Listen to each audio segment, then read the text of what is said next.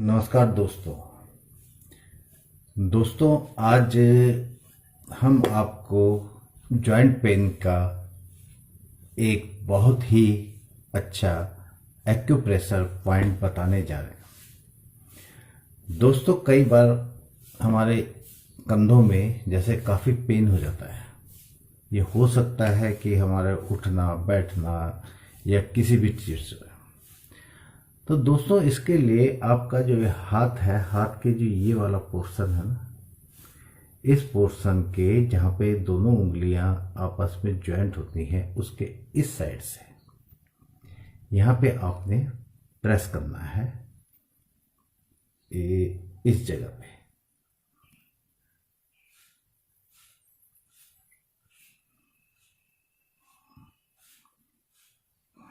दूसरा ये जगह।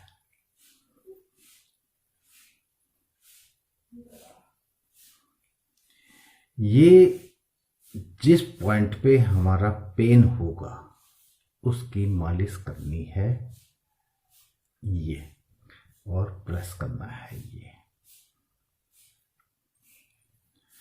दोस्तों ये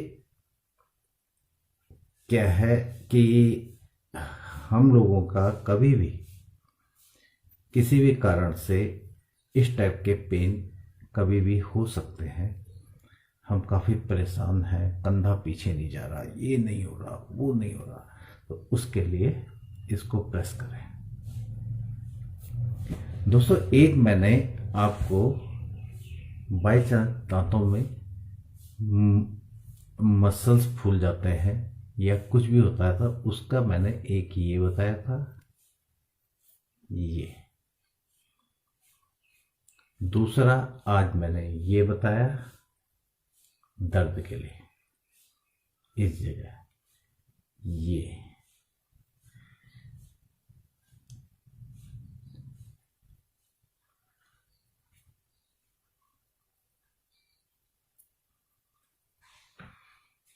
और एक दोस्तों हम लोग कई बीमारियों से ग्रस्त हो रहे हैं।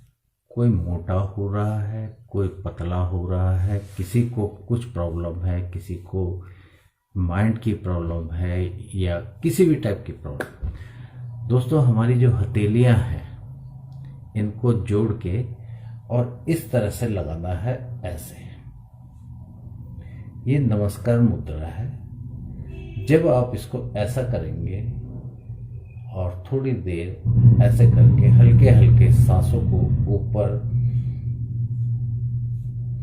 नीचे और धीरे से इसको श्रद्धा के शांति के साथ ऐसे करना है। दोस्तों ये करते हुए हमारे दिमाग में फालतू के विचार नहीं आने चाहिए। दोस्तों ये जो दिमाग है ये तो सोचेगा ही कुछ ना कुछ। इसके सोचने मात्र से हमारे सारा शरीर कंट्रोल होता है। अच्छा सोचोगे तो अच्छे रिजल्ट मिलेंगे, खराब सोचोगे तो खराब रिजल्ट मिलेंगे। अपने स्वास्थ्य को अच्छा बनाने के लिए हमारा जो हिंदू पद्धति है या हमारे जो पूर्वजों ने या हमारे ऋषि मुनियों ने जिन चीज़ों को हमारे धर्म ग्रंथों के साथ जोड़ दिया है या हमारे दैनिक जीवन में जोड़ दिया है, दोस्तों उसमें सोचने की कोई भी गुंजाइश नहीं है। उनके कुछ ना कुछ रिजल्ट हैं। तो आप जो है ये मैं एक दिन माइंड के ऊपर भी बताऊंगा कि हमारे सोचने से शरीर में क्या फर्क पड़ता है। अभी जो मैं बता रहा हूं वो आज जो मेरा मेन टॉपिक था वो था ये कंधों का दर्द। ठीक है, अगर इससे रिलेटेड कुछ भी आपको जानकारी चाहिए आप कभी भी पूछ सकते हैं। मैं कोशिश करूंगा जितना मुझे पता होगा वो आप तक पहुंचाने की।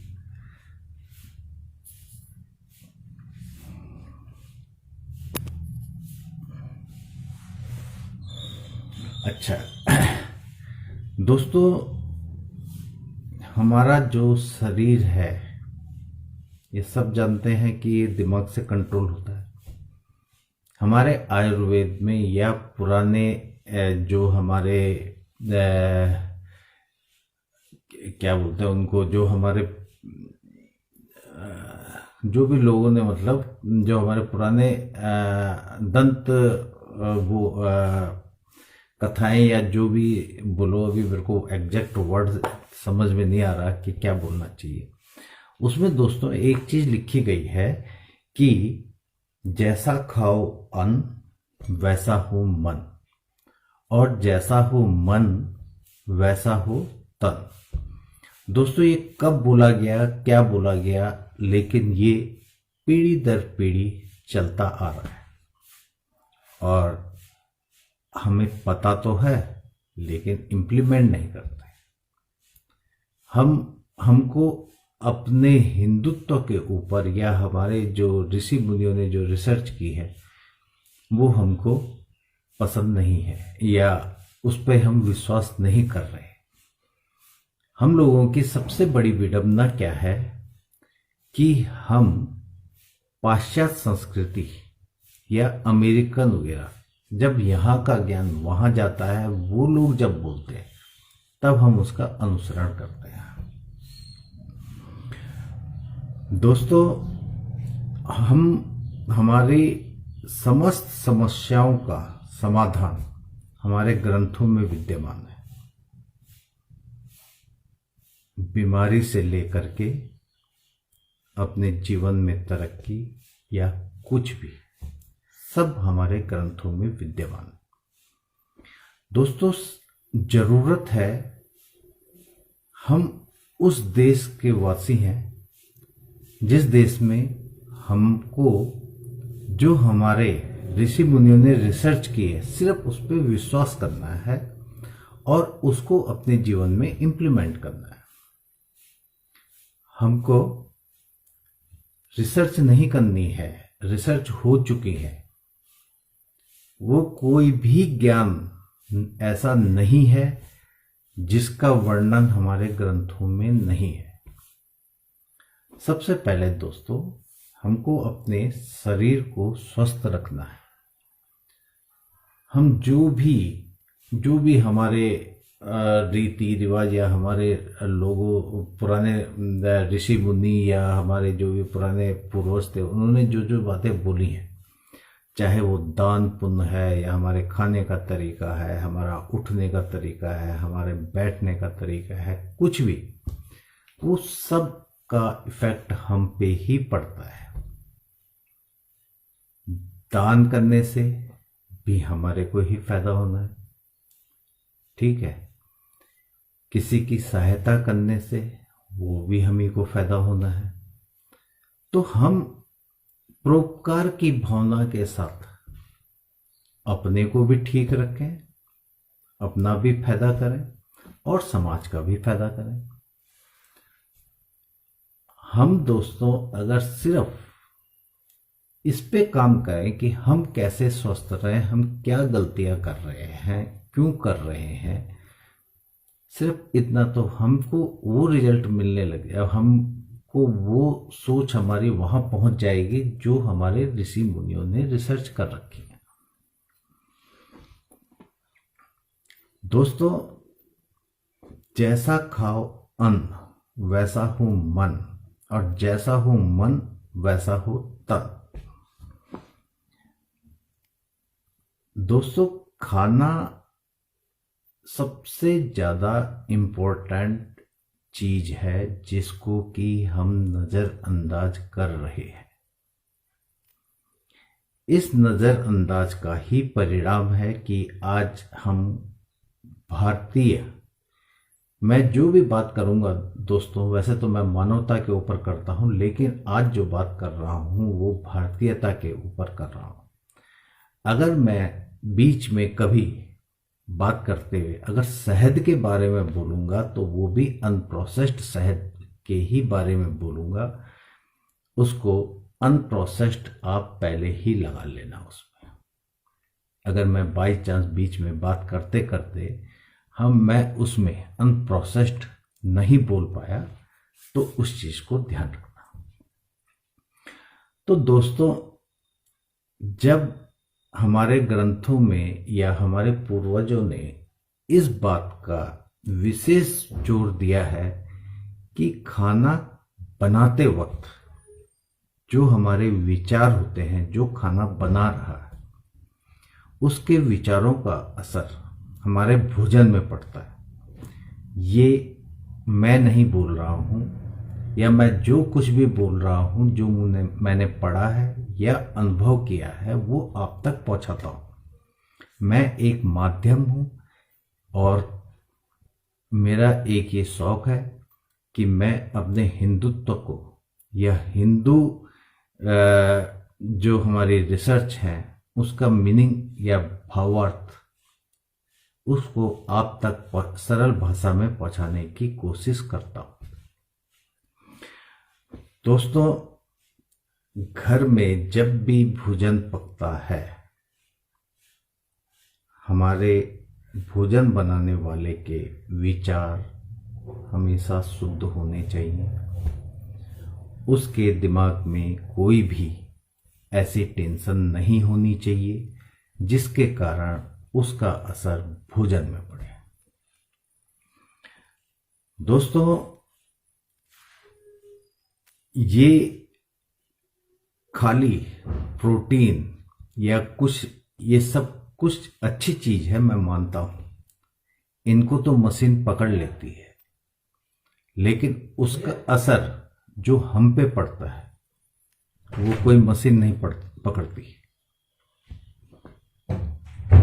ठीक है, उसको अनुभव ही किया जा सकता है।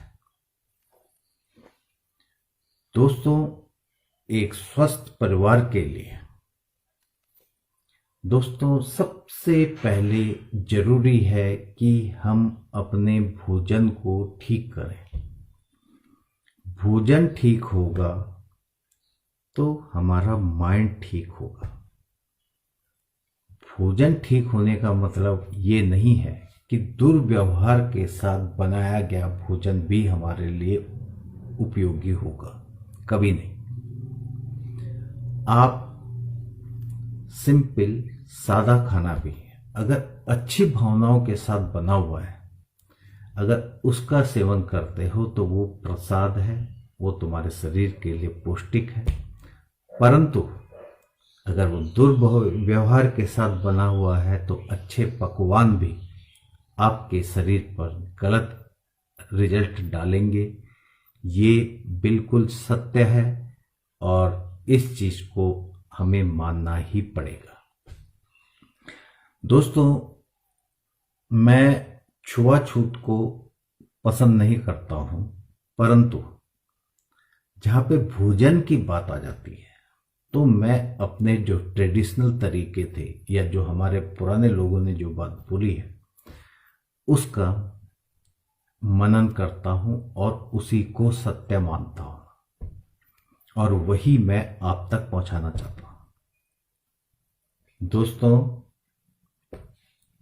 जो आजकल हम मल्टीविटामिन या किसी भी चीज से कोई भी चीज निकाल करके उसको हम अपने लिए उपयोगी समझ बैठ रहे हैं, हकीकत में वो उपयोगी नहीं है। मेडिकल साइंस आज की उसको भले ही उपयोगी बोले, लेकिन आयुर्वेद उसको कभी भी उपयोगी नहीं बोलता है। दोस्तों, हमको सबसे पहले अपने घर का भोजन को शुद्ध और पवित्र करना। शुद्ध से भी ज्यादा जरूरी पवित्रता है। हमारे जितने भी कर्म कांड, पूजा पाठ, भोजन जो कि हमारे लिए उपयोगी है, उसमें शुद्धता से ज्यादा पवित्रता की ओर ध्यान केंद्रित किया गया है। अगर आप चाहते हो कि आपके घर में अशांति है या एक दूसरे के साथ हमेशा चिड़चिड़ापन है या कुछ भी ऐसा है, सबसे पहले अपनी रसोई को ठीक करो। चाहे वो वास्तु के साथ करनी हो, पवित्रता के साथ करनी हो, उस पे काम करो।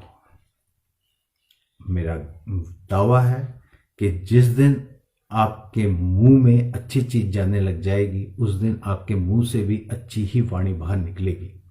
जब अच्छी वाणी बाहर निकलेगी तो आपके संबंध एक दूसरे के साथ अच्छे बनते चले जाएंगे। घर में बच्चे आपका कहना नहीं मानते या कुछ भी है, ये जरूरी नहीं है कि वो हमारा कहना माने, ठीक है? क्योंकि ये जरूरी नहीं है कि हम जो कर रहे हैं वही सत्य है। आपको सिर्फ और सिर्फ अगर सत्य को पहचानना है या अपने घर का वातावरण या जो भी अच्छा करना है, तो सबसे पहले फोकस अपनी रसोई में करो। दोस्तों, पहले चला हुआ भोजन, गीला भोजन, इन भोजनों पे अगर कोई टच भी कर लेता था तो उसको नहीं खाया जाता था।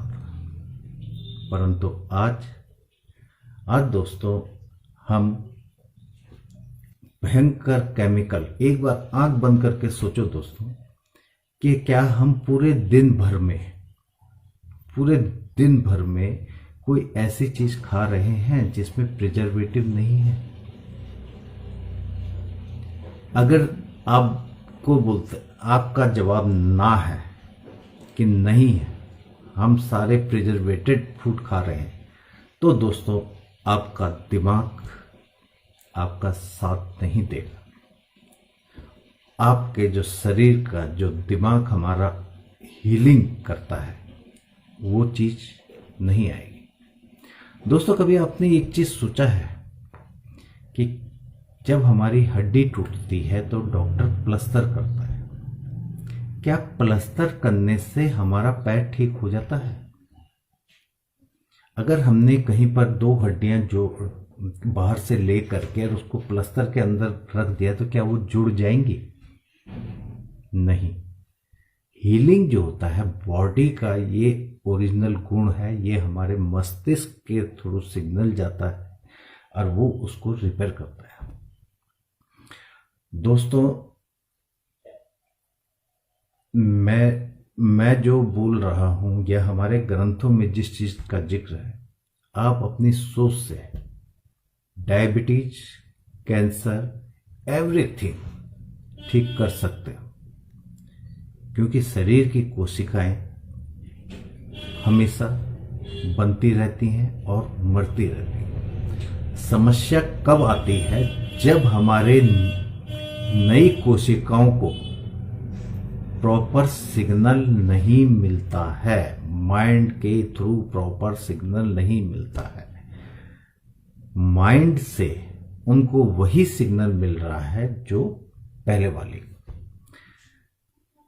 तो धीरे धीरे हम जो है बीमारी की ओर बढ़ते चले जाते हैं। दोस्तों, हमको कुछ भी करना है, हम क्या पहन रहे हैं, क्या खा रहे हैं, कैसे चल रहे हैं, क्या जो हमको अच्छा लगता है वही करना है। जब हमको अच्छा लगेगा तो हमारे दिमाग को अच्छा लगेगा। जब हमारे दिमाग को अच्छा लगेगा तो हमारे शरीर को अच्छे सिग्नल देगा। होता क्या है दोस्तों कि अगर हिंदू धर्म को या हमारे जो पुराने वो हैं उसका अगर ढंग से अध्ययन किया जाए तो हमारा धर्म सिर्फ हमको अपने को खुश रखने का एक माध्यम है। एक उसमें वो जानकारियां हैं या वो हमारे ट्रेडिशनल मेथड ऑफ लाइफ में आते हैं। चाहे वो हमारा पूजा पाठ हो, हमारा भोजन हो, हमारा खाने का तरीका हो या कुछ भी है, वो सब और सब हम अगर दान भी देते हैं तो उसका रिजल्ट भी हमें मिलना है। हम कुछ भी करते हैं उसका रिजल्ट हम ही को ही मिलना है। तो क्यों ना हम ऐसा काम करें जिससे कि हम भी स्वस्थ रहें और समाज भी स्वस्थ रहे।